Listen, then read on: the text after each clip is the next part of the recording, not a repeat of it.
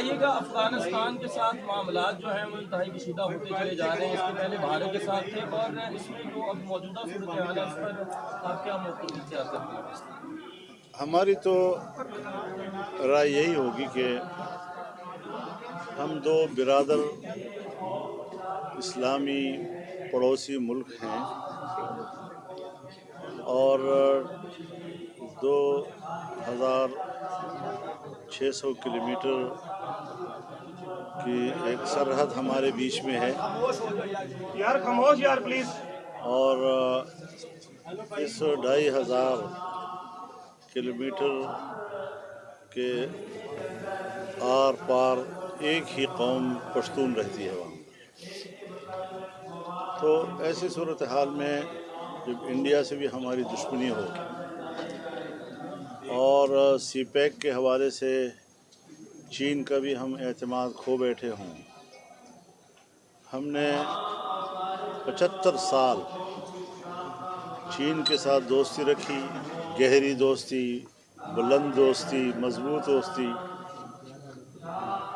آج ہم امریکہ اور مغرب کے دباؤ میں سی پیک کو آگے نہیں بڑھا سکے. ہماری شکایت تو عمران خان سے تھی کہ انہوں نے اس منصوبے کو کیوں ترک کیا، لیکن اب ان کے بھی 1.5 سال ہو گئے، کوئی پیش رفت اس حوالے سے آگے نہیں ہو رہی.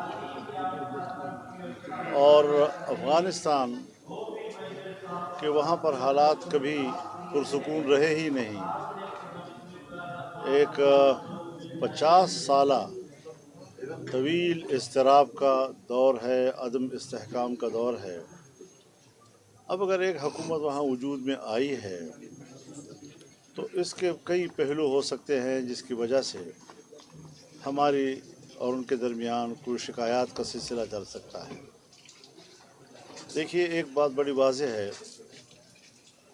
کہ افغانستان کا مسئلہ جنرل مشرف کے زمانے میں بگڑا ہے اور 14 سال ہم نے کمیونسٹ انقلاب کے مقابلے میں جہاد کو سپورٹ کیا. پھر ان کی لڑائیوں میں ہم فریق بنے. پھر ملا عمر کی تحریک کو ہم نے سپورٹ کیا. اس کے بعد 9/11 ہو گیا تو پھر اسی ملا عمر کو ہم نے سزا دی. ظاہر ہے امریکہ کے کہنے پہ دی، ظاہر ہے یورپ کے دباؤ میں دی. اور اس کے بعد ہم نے امریکیوں کو اڈے دیے، فضائیں دیں. انہوں نے افغانستان میں ان پر بمباریاں کیں. اور دوسری طرف ہم نے یہ بھی سوچا کہ طالبان واحد ایک فورس ہیں افغانستان کی کہ جو پرو پاکستانین ہیں، یہ پرو انڈین نہیں ہے، پرو پاکستانی ہے. اب اس قسم کی صورتحال میں یقیناً پاکستان کے لیے پریشانیاں ہیں، اور ان پریشانیوں کی نوعیت یہ ہے کہ وہاں سے نوجوان آتے ہیں ٹی ٹی پی کی صورت میں یا افغان نوجوان، اور پاکستان میں کارروائیاں کرتے ہیں. یقیناً یہ ایک بڑی شکایت ہے پاکستان کی، اور صرف پاکستان کے اسٹیبلشمنٹ کی نہیں، فوج کی نہیں، عوام کی بھی شکایت ہے. لیکن طاقت کے ذریعے، رعب و دبدبے کے حوالے سے ہم یہ سوچیں کہ مسئلہ حل ہو جائے گا. تو ہمیں ایک چیز واضح کر دینی چاہیے کہ جہاں ہم اپنی آزادی اور خود مختاری کو کسی قیمت پر کمپرومائز نہیں کر رہے، ہمیں افغانستان کی خود مختاری اور آزادی کو بھی کمپرومائز نہیں کرنا چاہیے، اور نئی خواہش رکھنی چاہیے کہ ہم اپنی بالادستی ان پر قائم رکھیں. ایک برابری کی بنیاد پر برادر اسلامی ممالک بہتر تعلقات کی بنیاد رکھیں، اور اگر وہاں پر کوئی ایک فورس ہے جو پرو پاکستانین ہیں، ان کو ہم نے ضرور ہندوستان کی گود میں پھینکنا ہے. ہم اگر شکایت کرتے ہیں کہ وزیر خارجہ جو ہے افغانستان کا انڈیا کیوں گیا، تو اس کو تو پاکستان آنا تھا، پاکستان آنے کا شیڈول آ چکا تھا، کیوں منسوخ ہوا؟ وہاں کے وزیر داخلہ کا پاکستان آنے کا شیڈول آ چکا تھا، پھر کیوں منسوخ ہوا؟ اگر وزیر داخلہ افغانستان، خارجہ افغانستان دونوں پاکستان آ رہے ہیں اور تھوڑے تھوڑے فاصلے کے ساتھ آ رہے ہیں، پورے شیڈول طے ہو چکا ہے، جب آپ ان کے دورے کینسل کریں گے اور منسوخ کریں گے تو انہوں نے بھی تو ملک ہے، کہیں تو جانا ہوگا، کسی سے بات تو کرنی ہوگی۔ تو یہ ساری وہ چیزیں ہیں کہ جس پر ہمیں بڑی سنجیدگی کے ساتھ ذمہ دارانہ اسٹیٹ کی بنیاد پر اور گہرے سیاست کے ساتھ ہمیں اس پر غور کرنا ہوگا تاکہ ہم کسی بڑی مشکل کی طرف نہ جائیں۔ مولانا صاحب، میرا یہ سوال ہے کہ جو ٹرمپ نے فلسطین اور اسرائیل کے درمیان معاہدہ کروایا، اس کو آپ کیسی نظر سے دیکھتے ہیں؟ میرے خیال میں ایک بار پھر انہوں نے فلسطینیوں کے ہاتھ باندھنے اور اسرائیل کے ہاتھ کھولنے کی کوشش کی ہے۔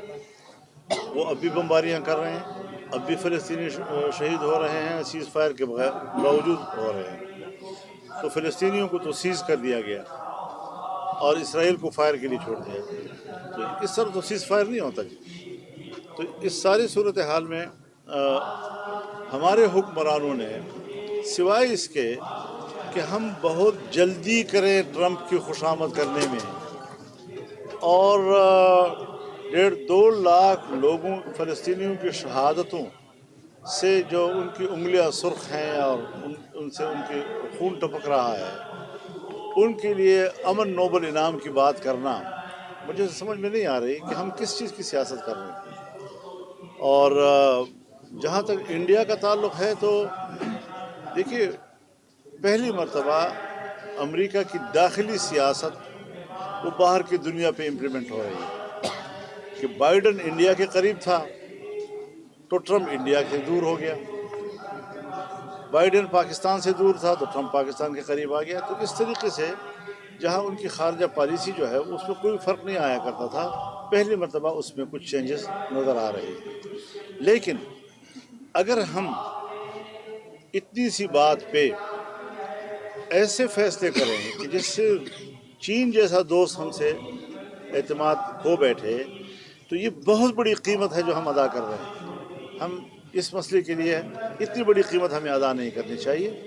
ہمیں چین کے ساتھ اپنے تعلقات کو، باہمی تعاون کو، پاکستان میں اگر وہ سرمایہ کاری کرنا چاہتا ہے تو اس کی سرمایہ کاری کو تسلسل دینا چاہیے اور اس میں کسی قسم کی رکاوٹ نہیں ہونی چاہیے۔ اگر ہمیں عمران خان سے شکایت تھی کہ انہوں نے سپیک روک دیا ہے تو انہوں نے بھی تو آگے ایک اینٹ نہیں رکھی آگے اور ایک قدم آگے نہیں بڑھے ہیں۔ تو یہ ساری وہ چیزیں ہیں کہ اگر خطے میں ہم تنہا ہو جائیں، چین کا اعتماد بھی نہ رہے، ایران کے ساتھ بھی تعلقات میں ہم سرد مہری ہو، اور پھر یہ دیکھنا ہے کہ ہم نے ایران پر الزام لگایا ہے اور بار بار لگایا ہے کہ علیحدگی پسند جو ہے وہ ایران میں رہ رہے ہیں، وہاں ان کی تربیتیں ہو رہی ہیں، وہاں ان کے کیمپس ہو رہے ہیں۔ تو پھر ایران اور افغانستان کے دونوں کے ساتھ رویے میں فرق کیوں ہے؟ اس کا معنی یہ ہے کہ کوئی بیرونی دباؤ کے تحت ہم ایسا کچھ کر رہے ہیں۔ یہ ساری چیزیں جو ہیں وہ تحفظات ہیں ہماری، اور اس حوالے سے ہم کوئی جذباتی بات نہیں کر رہے، ہم ملک کے ساتھ کھڑے ہیں، ہر قدم ملک کے مفاد میں اٹھائیں گے۔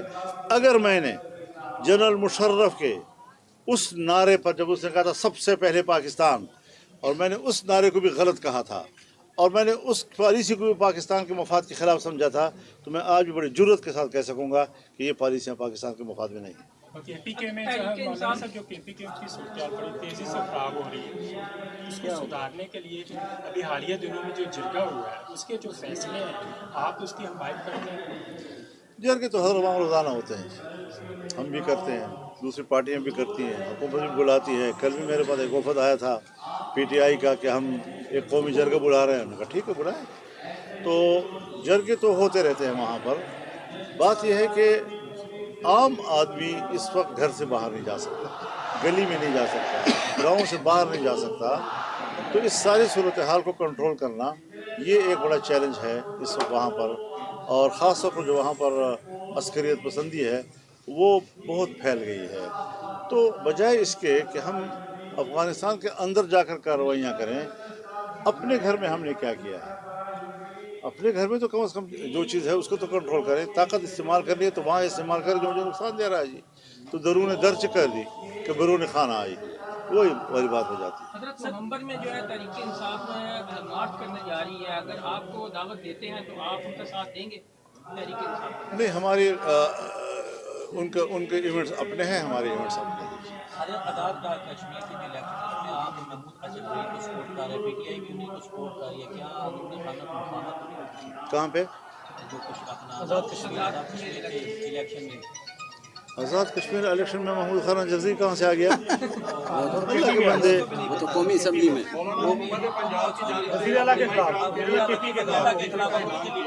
जी, पंजाब की जानिब से खुतबा के लिए 25,000 वजीफे का ऐलान किया था। 25 हमने उसको मुस्तरद कर दिया है। 25 को भी मुस्तरद कर दिया, 25 लाख को भी मुस्तरद करेंगे। उलमाए किराम को ख़रीदना, उनके ज़मीर को ख़रीदना, ये हमेशा हुक्मरानों का वतीरा रहा है। हमने इमरान खान के ज़माने में खैबर पख्तूनख्वा में इस किस्म के ऑफ़र को ठुकराया था, हम आज भी उस ऑफ़र को ठुकरा रहे हैं। मतलब हर 2-3 साल बाद एक्सटेंशन के मामले चल पड़ते हैं। अब फिर बात हो रही है 24 नवंबर को मुद्दत पूरी हो रही है, तो आप इस हक में हैं कि हज़रत जब बाजवा साहब की एक्सटेंशन हुई थी तो मैंने उस वक्त भी उनको इंतज़ामी मसला कहा था, और हालांकि बाद में उस पर कानून साजी की गई। कानून साजी की ज़रूरत नहीं थी, लेकिन कर ली गई। और आज भी ये इंतज़ामी मामला है, मुझे नहीं मालूम कि वहाँ क्या सोचा जा रहा है। मौलाना साहब, हालिया दिनों में मजहबी जमात के ऊपर और हमारे आर्मी चीफ आप नहीं बनेंगे जी, कोई फौजी ही होगा। हालिया दिनों में मजहबी जमात के ऊपर पाबंदी लगाई गई है, आपका क्या मौक़िफ़ है कि वो पाबंदी दुरुस्त है? देखिए, पाबंदियाँ लगाना कभी पाकिस्तान की तारीख में मसले का हल साबित नहीं हुआ। 20 पार्टियों के ऊपर मौका पर मौका पाबंदियाँ लगती आ रही हैं, फिर उठ जाती है, फिर नए नामों से काम शुरू हो जाता है। मसला ये है कि झगड़ा कहाँ पर है, तनाज़ा कहाँ है, ताकि उसको एड्रेस किया जाए और उसको हल किया जाए। बहुत शुक्रिया जी। हुकूमत जो है वो 27वीं तरमीम जो है वो लाने की तैयारी कर रही है। अगर हुकूमत तरमीम लेके आती तो क्या आप हिमायत करेंगे?